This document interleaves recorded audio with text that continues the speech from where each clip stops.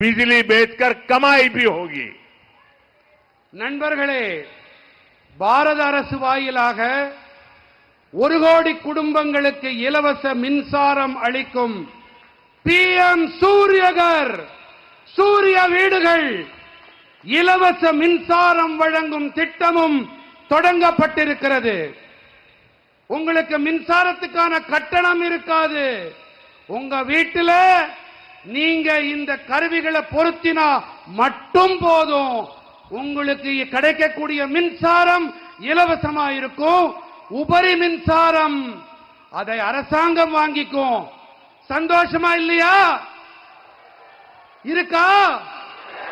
சொல்லுங்க, சொன்னா தானே தெரியும். இந்த திட்டத்திற்கு 75,000 கோடி ரூபாய் செலவு செய்யப்பட இருக்கிறது.